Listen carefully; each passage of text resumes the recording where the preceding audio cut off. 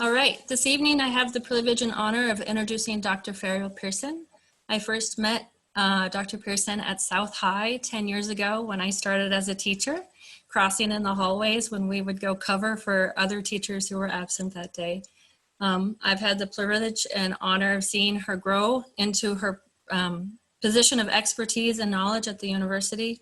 And this last spring, I was able to take her course in culturally responsive teaching, which helped me grow as a person and a teacher. And so it is my privilege to invite her to this platform to share her expertise with us. Josie, would you like to add anything? I can share when I met Dr. Ferial, and that was, it popped up in my memories the other day, and it was we was Secret Kindness Agents, because you had founded that, and I was trying to think which I saw first. I think it was your TED Talk. And then we got to meet in Dundee Coffee House, and there was that nice older gentleman who drew pictures. So, and through you starting Secret Kindness Agents, I got to bring that to both my schools that I've been at. So thank you for that. And you spoke at our fall conference in Nebraska City too. So Dr. Pearson, I'm going to just transfer over to you and let you lead us on this learning opportunity. Awesome. Well, thank you both for having me. And I see several familiar faces on the Zoom call, which always makes me happy. And I really appreciate this opportunity to share what I've learned from other people. And hopefully this will help you in some way, be helpful in some way. So I'm going to share my screen. I do have a PowerPoint. I'm not usually a lecturer by nature, but sometimes we need to just give you stuff. So that's what I'll be doing today. And I'm talking about culturally responsive teaching today. It is a way that really, it validated me when I learned what culturally responsive teaching was. It was like, oh, that's why this stuff works and that's why this stuff doesn't work. That I had been doing just from my gut or thinking about teachers that I had had who were really good. It turns out that there was a term for it, and the term is culturally responsive teaching. And it is different from multicultural education because it's not about the topic that you teach. It is about how you are a teacher and how you are with students. A lot of culturally responsive teachers just say, well, it's just good teaching. So hopefully you'll find that as well. So we always begin in culturally responsive teaching by thinking about who we are as people, because I strongly believe that we should not mute any part of our identity when we go into a school building or when we go into a classroom. We are who we are. And everything that we are brings with us lenses, it brings with us values and morals and ways of thinking. And we often think that that's normal. We often think that the way that we are is the way that everybody is. And it's the way that our students and their families are going to be. And that's just not the case because everybody's different. So when we're thinking about who we are, we have to think about how we know what we know. The fancy word for that is epistemology, right? So it's how we know what we don't know that we know. That's kind of long and complicated. But it's the subconscious knowledge, the subconscious knowledges and norms that we have that we've never really thought about very much, but they're there and they came from somewhere. So we need to start having an awareness of what are my values, what are my morals, why do I do things the way that I do them, where did that come from, and do I expect those things of students and their families? We also have to think about with that, what is common sense? And I have a controversial opinion, I guess, that there is no such thing as common sense because nothing is common to every person in the world. We never find somebody who grew up exactly the same way we did, even within a family. The way I grew up is not the same as my little sister who's 7 years younger. So there really are very few experiences that are common to everybody. And so we can't just say to children or anybody else, just use your common sense because nothing is common to everybody. And the things that we think are common sense are things that we had specific experiences with people and with events that gave us what we call our common sense. we have to think about what our codes are and how we switch them. So what are codes? Codes are those basic ways of acting and speaking that we will sometimes switch depending on what context we're in. So context is huge in culturally responsive teaching. We have students who, we ask them to speak proper English as though the way they speak at home is improper somehow. That's a code, right? Or I love to use the example of cuss words. How many of you use cuss words on a regular basis? Sometimes they are called for. My son said, "Can I say a bad word, Mom?" I was like, "Now is a good time because I know what's going on," But we know that there are some places, some contexts where we're not going to use those cuss words. When Josie's around her little kindergartner, she's not going to be like throwing an F-bomb around because that's not the code of that context, right? But also body language changes. Body language is a code. So we're going to be, well, pre-COVID, if we were at a concert, everybody would be mashed close together and your personal bubble is non-existent. But when you are sitting in a conference room having a meeting, if anybody was that close to you, you'd be like, what is happening? What is wrong with you? Right? So even our body language and our ideas of space and our ideas of respect change based on what context we're in. I would never speak the way I speak at my grandmother's house when I'm at work because it's a completely different literal language.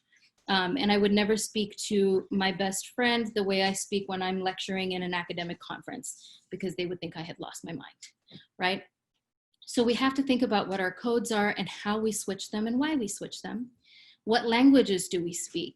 And it's not just the cuss words, but it's also academic lingo or jargon. Teaching is notorious for all of our acronyms, CRTs and SATs and all the things, right? Children may not understand what that is, or we have jargon that is unique to our content area that we need to make explicit to children and make sure that they know those things so that they can be fluent in your case, in art jargon. We have to think about what our norms are. Norms are those unspoken rules that everyone is just expected to follow, but it's not written down anywhere. A big example I can give is the jeans on Fridays thing. It's not written in the handbook that teachers can't wear jeans. And I come from Kenya, so like we didn't wear jeans, and it was really weird to me that jeans were considered informal, but khaki pants were not, even though they were the exact same pant, just a different material. And I was like, why is this? This is very strange. And when I asked American teachers, they had no idea either. Oh, I have no idea why we think of jeans as, they're not any more comfortable than my khaki pants, they're just as comfortable, so what is going on? And so I had to do research and find out that actually denim is what factory workers used to wear. And so it's considered like blue collar and lower class, and that's why it's not professional dress. But the people that I knew had no idea that that was why. So how do we know what we know? That first question, I don't know, it's just the way it's always been done. And is that really a good enough reason? So thinking about all of those things, our codes, our behaviors, our languages, what we think is common sense, those hidden rules in the game of school, do we explicitly teach these things to children, or do we expect them to just come to school knowing that, right? So what to do if you're going to be gone from school? What are the procedures when you get back? What to do if there's a holiday of some sort? How do you speak with a teacher? What is their idea of personal space? Can you grab a teacher's water bottle and drink from it without asking permission like you do at home with grandma's water bottle? Those kinds of things. So we really have to think as culturally responsive educators about all of these hidden things, these subconscious things that we just take for granted. Do we explicitly teach these things to children? And I'm actually going to go a step further. Do we teach them to families as well? Because families are coming from many different places. And sometimes they've been let down by the game of school and they don't like school with complete valid reasons. So what are we doing about that? So step one, who are we? Step two, what is culturally responsive teaching? So Gloria Ladson-Billings is one of the biggest names in culturally responsive teaching. And she has this definition of CRT, acronym. So her definition is that culturally responsive teaching, or culturally responsive pedagogy, it's sometimes called, it's an approach. So it's not what you teach, but how you teach. It's an approach that empowers students And it empowers students in 4 different ways. One of these ways is not controversial, and it's what everybody thinks of as teaching, which is intellectually. You're going to empower students intellectually. So whatever subject matter they learn from you is going to empower them somehow. But the other 3 ways are not always talked about. The next 2 are starting to be talked about, I think, in schools now, which is empowering students socially and emotionally. And so we're starting to think about character education. We're starting to think about how to teach students to regulate their emotions, all of that kind of stuff, but it's not quite where it needs to be yet. So when we say socially, do students know how to interact with people? Any people who are different from them, people who are the same as them, people who don't speak their language, people who are inhabiting an identity that they don't understand, or maybe they don't quote unquote agree with. Do they know how to socially interact with people of all kinds? The emotional piece is, do I know how to regulate my emotions? Do I know how to even name my emotions and know what's happening inside me at the moment? Do I know how to take no for an answer? Do I know how to receive feedback and implement feedback?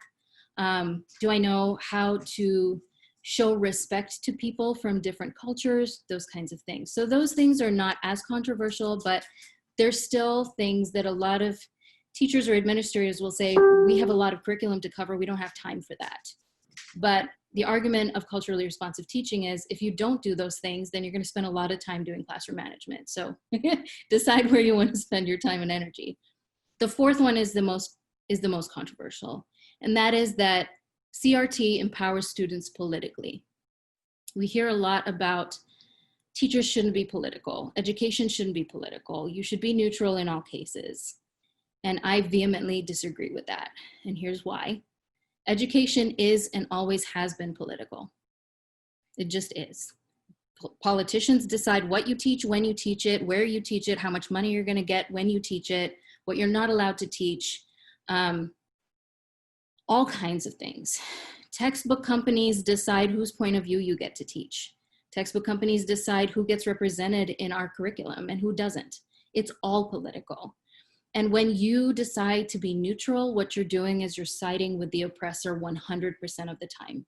Because if an elephant is stepping on a mouse, that mouse does not appreciate your neutrality, and the elephant does. And that's a quote from Bishop Desmond Tutu, who's amazing. And if I ever met him, I'd probably faint, because he's just great. And also his favorite snack is my favorite snack, which is dried mangoes, but that's beside the point. So CRT is an approach that empowers students intellectually, socially, emotionally, and politically. And how do you do that? You use cultural reference, which are things that students are already familiar with, things that students care about, things that students see in their community and have experienced in their families. And you do all of that to impact their knowledge, but not just their knowledge, also impacting their skills. What are they able to say and do and be? And then finally, their attitudes. Are they able to be informed, responsible citizens of the world who know how to use their voices? And that's part of being empowered politically, is not, I'm going to tell you that you have to be a Republican, or you have to be a Democrat, or you have to be an independent. It's, I'm going to show you how to make up your mind about that. I'm going to show you how to think critically about the world. I'm going to show you how to have an informed opinion. And you can disagree with me as long as you bring evidence and you bring what your thinking is about that.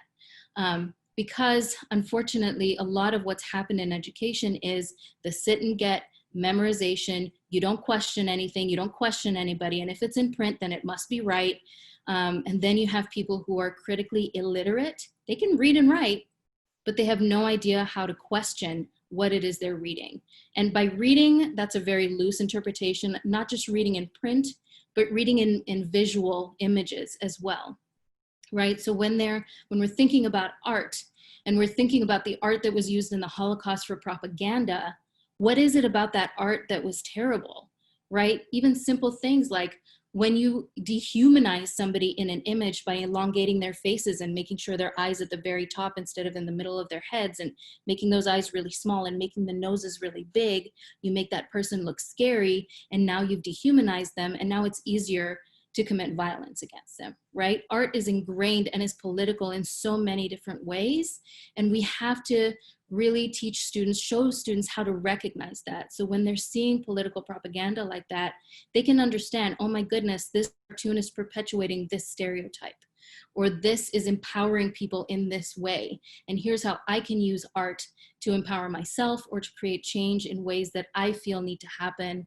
in my community. So it's not saving students, it's not telling them what they need to do to save the world, but it's giving them the tools within your content area, but also just within life itself, to be able to say, I think this is unfair and I know how to change it, right? I know what I'm going to be able to do. I know how to organize. I know how to use my skills that I learned in my art class to make change in this community. So it's a very short sentence, but you can see that it's a very thick definition, and it encompasses a lot. It really thinks about the whole child, not just your student as a student number, a student ID number who's in your art classes and is going to gain these 3 objectives, and then they're going to be on their merry way and you're not going to think about it anymore.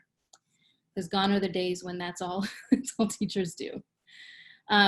Gloria Ladson-Billings, I really recommend her book, even though it was written, as my son says, in the late 1900s or mid 1900s. This child, he's 17, he thinks he knows everything. Anyway, in her book, The Dream Keepers, she says that CRT possesses these 9 principles. So as I read the 9 principles, think about your own teaching, your own way of being a teacher, your own way of being in the classroom, and see if you encompass some of these things.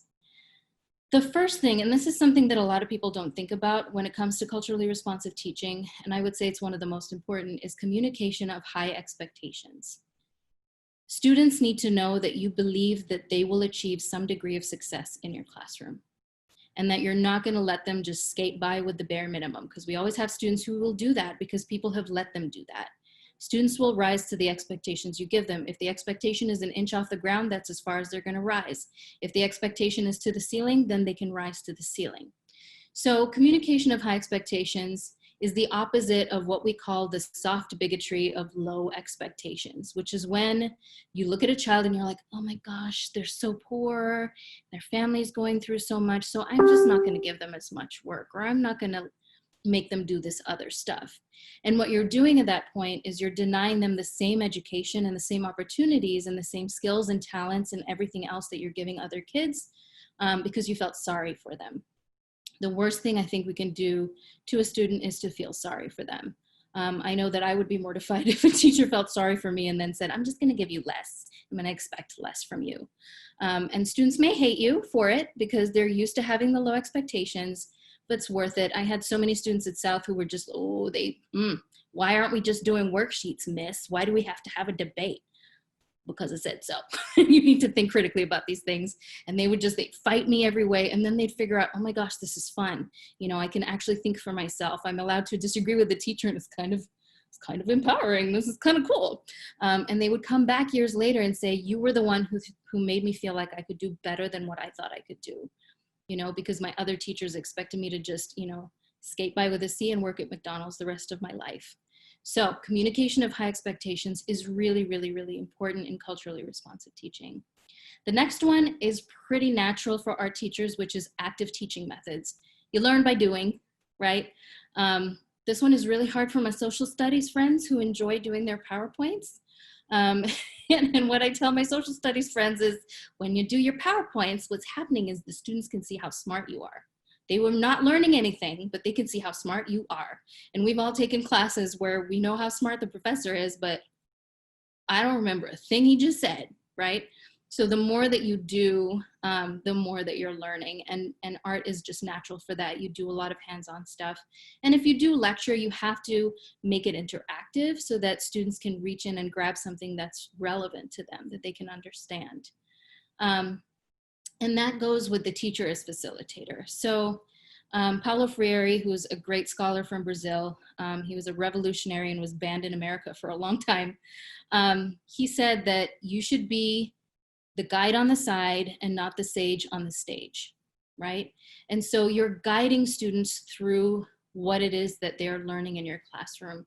And you're also understanding that you are going to learn from them. Maybe they have forms of art that they do that you've never seen before, you've never experienced before, and it's just as valid as the art that you were taught in college. So being a facilitator really allows you to have that back and forth discourse in the classroom where students can not only learn from you, but they can learn from each other and you can learn from them as well. The next thing is inclusion of culturally and linguistically diverse students. So I'm going to separate that. Culturally diverse students, which culture means a whole lot of things. Culture is your gender, culture is your socioeconomic status, culture is your sexual orientation, your race, your faith, your disabilities, all of that are a part of your culture. And so including all of those different pieces of people's identities in your classroom is really important in culturally responsive teaching. You're honoring those pieces of students' identities because they're all important to our students. So whether it's as simple as, I'm gonna make sure that I say your name correctly. I'm gonna mess it up the first 15 times, but I'm gonna have you recorded into my phone and I'm gonna practice in front of my mirror and my cat every night till I get it right, okay? Or it might be something even more deep where you learn some music and you learn some ways of saying things in their languages, and you use that in the classroom. You play that music as they're coming in, you greet them in their language, you greet their families in their languages. So language is also a huge part of culture, and language is how we feel our emotions. Our mother tongues are how we feel our emotions. English is my fourth language. When I get emotional, whether it's good or bad, English goes out the window. And if I'm in my kitchen, then it's even worse. And so there are times when I'm really, really happy or I'm really, really scared and English just doesn't come easily to me. And that's how much it's a part of my identity. I was at the airport with my son, the Amsterdam airport, on my way home to Kenya. And he turned to me and he said, "Mom, your whole body just visibly relaxed. And I think it's because you heard all these different languages around you." And I was like, dude is perceptive and deep. Yes, that's exactly right. And I was watching an interview with a Holocaust survivor from Germany. And she was giving like her 100th interview about what had happened to her in the Holocaust. And then the interviewer said, "Have you ever talked about what happened to you in your mother tongue, in German? I've always heard you speak in English." And she said, "I couldn't do it. There's no way I would be able to get the words out in German because that's my mother tongue. And I would just feel everything I was saying." So that's how deeply our languages are ingrained in who we are. And art is the perfect place to bring in different languages because images also can contain words. Images can contain who people are, whether it's visual art or whether it's even pottery and things like that. We can bring in different languages to our art to make sure that we're honoring students' languages and saying, yes, this huge piece of who you are is valued in this classroom. Because if you don't intentionally include, you're unintentionally excluding. I'm gonna say that again. If you don't intentionally include, then you're unintentionally excluding. So you have to intentionally include the cultures and the languages and the identities of your students. Of course, that comes with cultural sensitivity. So you don't ever want to be the person who says, well, you're in America now, you need to do it our way. No, that's not okay. And I've heard too many teachers do that, or too many teachers who say, you're in school now, you can only speak English in this classroom. Denying who students are is a big mistake. First of all, it's rude. But secondly, it's going to lose the trust and the camaraderie and the community that you're trying to build in your classroom, which is a huge part of culturally responsive teaching. It's about building relationships between you and the students, relationships between the students themselves and amongst the students themselves. If you don't have those relationships, nobody's gonna take any risks in your classroom. And if nobody takes risks, nobody learns anything, right? We all learn by making mistakes. So the thing that's important to know about cultural sensitivity is that you're going to mess up. You're going to mess up. We all mess up. I've messed up so many times. And it's about what you do when you mess up. What not to do is to make it all about yourself, right? So if you mess up, you said somebody's name wrong, do not cause this whole big tantrum and hysteria and I'm so sorry and I'm a terrible teacher and I can't believe I just said your name wrong. And then the poor child is in the position of making you feel better about what just happened, instead of focusing on them and saying, oops, I messed up, I will do better next time, right? So never make it about yourself when you mess up. When it comes to cultural sensitivity, just do better next time, apologize, and ask the student how you can support them. This also happens a lot with misgendering our trans students, or getting their name wrong in that way, using their dead name. Don't put the trans student in the position where they have to make you feel better about your mistake. just, I'm so sorry, that won't happen again. I'll do better next time. Reshaping the curriculum. This is what most people think of as CRT. So thinking about what are the absent voices? What are the absent stories that are not in my curriculum? Who are the people who are not represented? When I'm teaching about totem poles, for example, do I really know what the significance of totem poles are, where in the United States they come from, who the people are that have this idea of what totem poles are and how sacred they are, and am I bringing those voices into the classroom, or am I trying to speak for them, right? So think about what's in your curriculum, what's not in your curriculum, and the things that are there, are they being brought authentically? Are they being brought as primary sources, for a lack of a better way to say it? Or are they hearsay that we're grabbing from different places and kind of appropriating into a reality that may not be true, right? That may not be authentic.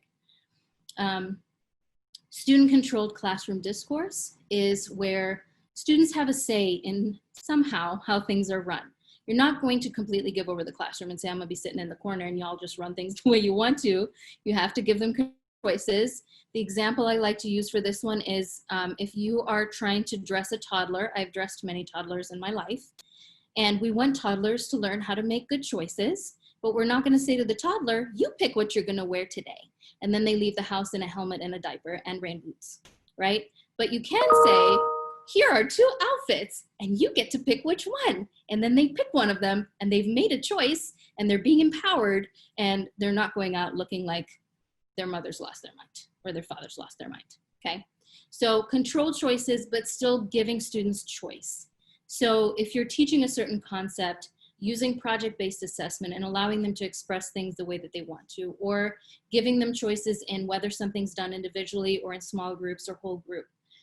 Giving them choices in what era or what type of art they want to pursue for a personal project. So allowing students some agency and choice in the classroom, again, not free reign because they're children and their frontal lobes are not formed yet. It's still marshmallow fluff till they're 25, but giving them controlled choices so that they learn how to make those choices. They learn how to be individuals who have opinions, because having an opinion is really important. And then small group instruction and academically related discourse. Small group instruction really, again, helps with those relationships, building relationships in the classroom. It helps them be empowered socially and emotionally because they have to work with other people. And then that academically related discourse is what I was talking about when I was talking about academic jargon. So what are the terms, what are the definitions that they need to know that has to do with art? Right? Do they understand what the different methods are? Do they know what all the equipment is called? All of that kind of stuff. Do they know the names of the periods in history where different art was used? Those kinds of things. So they can have a conversation with people who have studied art in a competent way. Any questions about this so far? It was a lot of information in like 2 slides. Okay, feel free to use the chat as well. Geneva Gay is another scholar, and I'm just going to quickly go through hers because it's pretty much the same as Dr. Latson-Billings. But in her book, Culturally Responsive Teaching, she says that CRT is validating the values, the prior experiences, and the cultural knowledge of students. We call that cultural capital. Louise Moll is one of the scholars in this, cultural capital or funds of knowledge. So students' cultural capital is what they bring with them from their cultures that is rich, that's something we can use in the classroom, or their funds of knowledge, thinking of it as richness, not something that's a problem to be overcome or struggled over, but what students know and what they've experienced are things that bring richness. It's capital that you can bring into the classroom. CRT is comprehensive. So again, thinking about children as the whole child, right? It's transformative. After students have been with you, they don't come out the same. They think about things a little bit differently. They have tools that they've brought with them. And it's emancipatory. They experience some type of freedom because of what they learned in your classroom, whether it's something they learned from you, something they learned from a guest speaker, from each other, and so on. So it's, again, the whole child. It's comprehensive. It's not just teaching art. You're not teaching art, you're teaching students, right? So you can see how similar that is. So this is what culturally responsive teaching does. It builds on what students already know. So if there is art that they already know from their families, from their communities, whether it's murals or graffiti, or maybe they have a grandparent whose art is featured in a museum, bring all of that in. It helps students understand that there's more than one way of knowing. So again, we tend to privilege certain types of art over other types of art, right? So the art that's in the French museums, in the Louvre, that's like the upper tier art that everybody must know the names of, and we need to know the names of all those artists. But we're not really going to talk about Banksy very much, right? So understanding that there's more than one way of knowing, there's more than one way of classifying what great art is, there's more than one way of doing a self-portrait even, right? So teaching students that there's more than one way of knowing and more than one way of doing, so that their way of doing things is validated, if that makes sense. And the thing that I know about children is they're far more creative than grown-ups.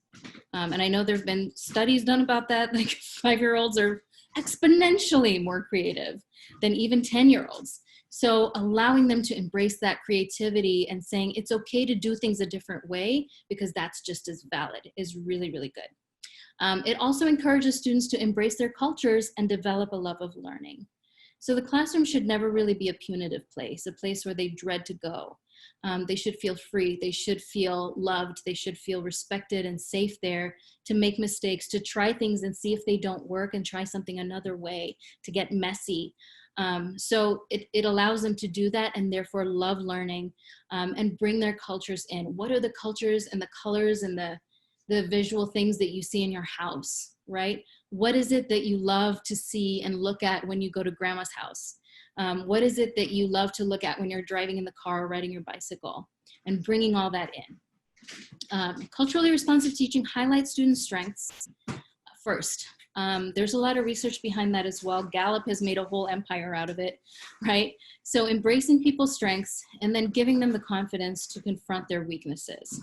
So focusing on strengths first gives you the confidence to look at, okay, maybe I'm not so good at these things and I can tackle those things. Or maybe you can say, we don't need to worry about your weaknesses. We're just going to focus on using your strengths to make good art, right?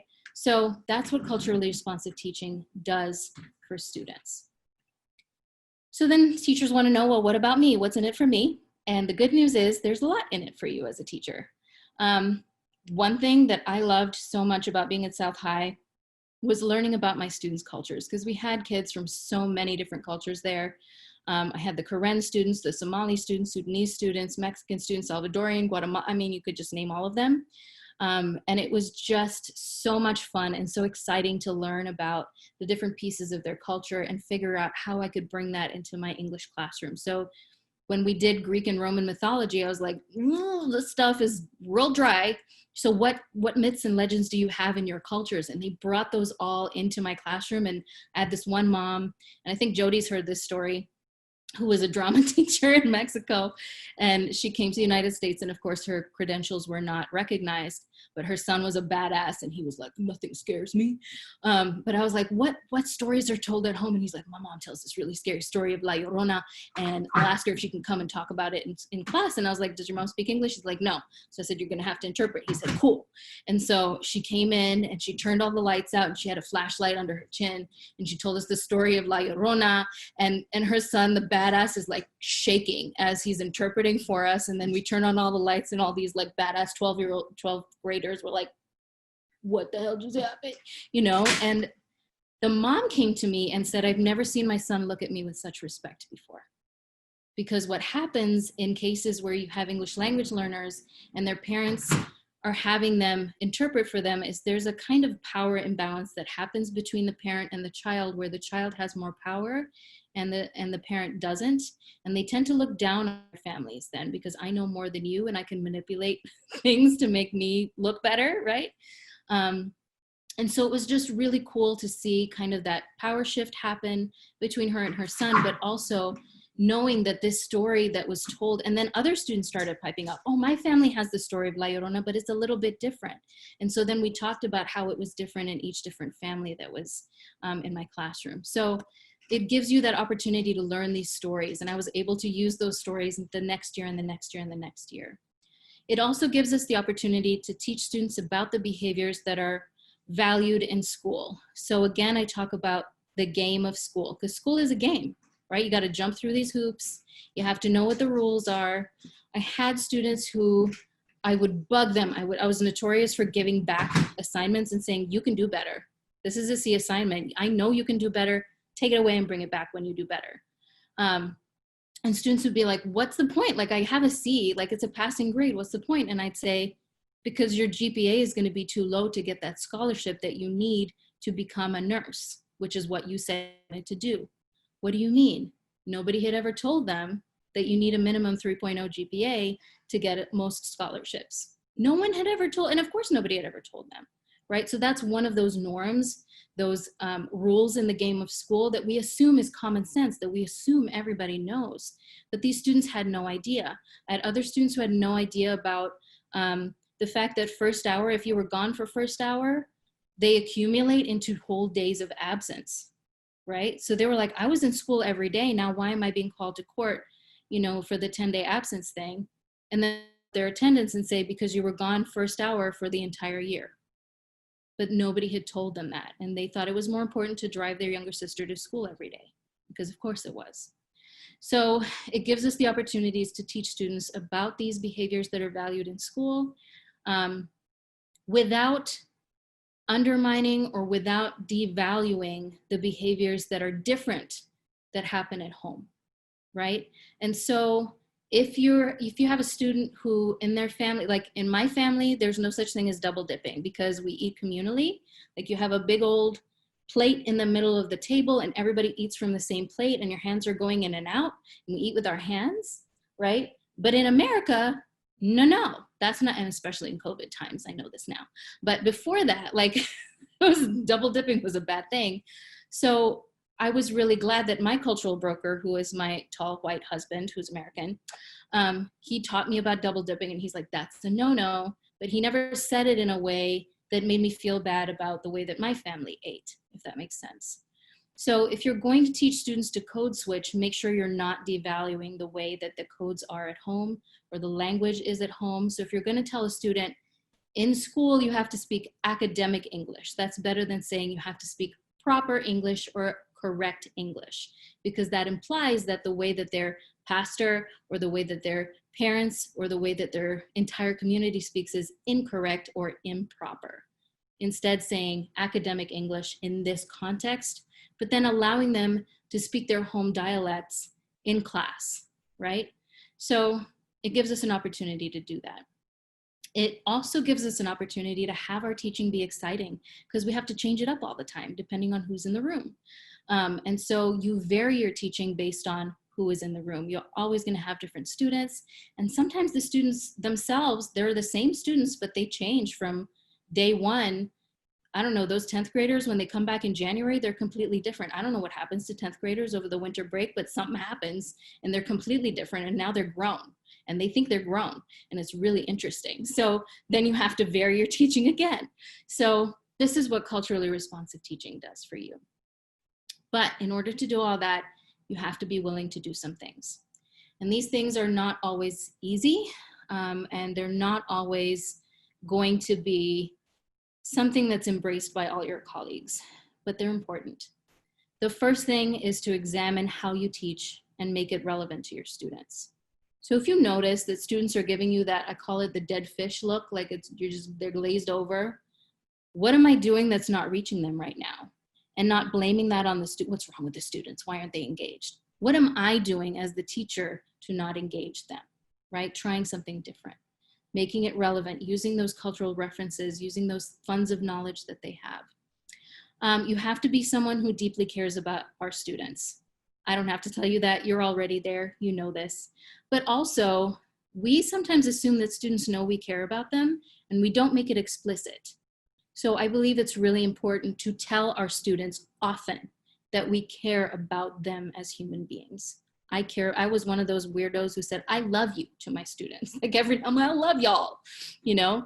And so we have to let them know very, very clearly that we deeply, deeply care about them as human beings. We care that they were gone yesterday.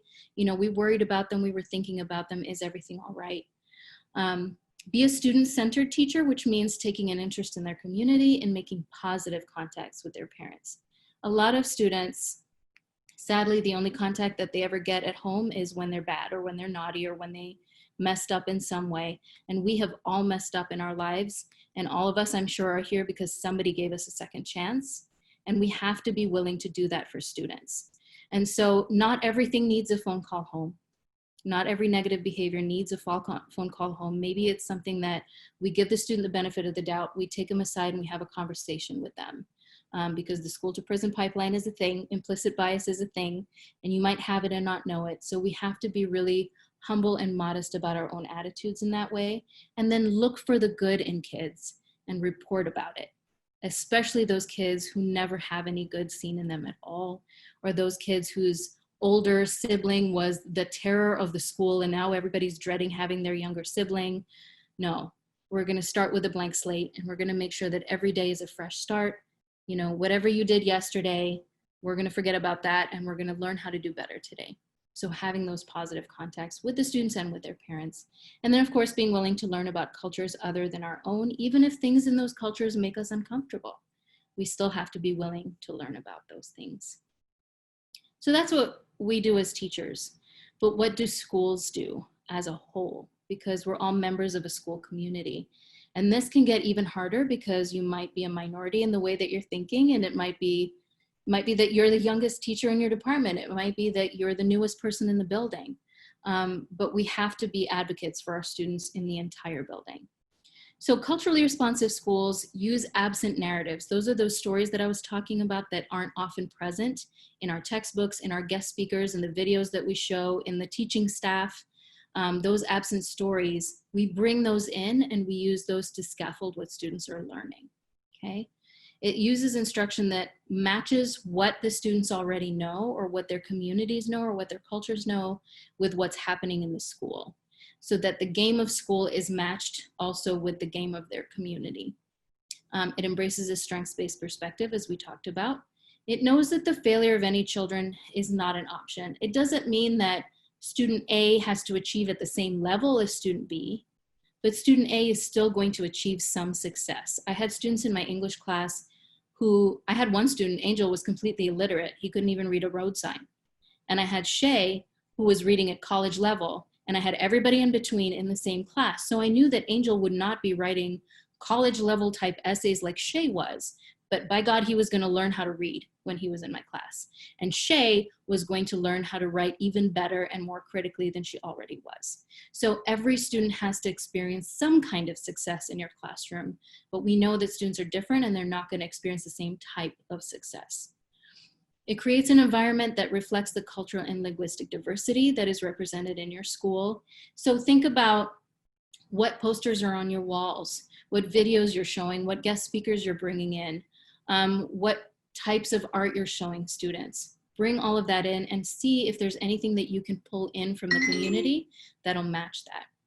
And it enacts instruction through different learning styles. You're already experts at that as art teachers, I know, but there it is.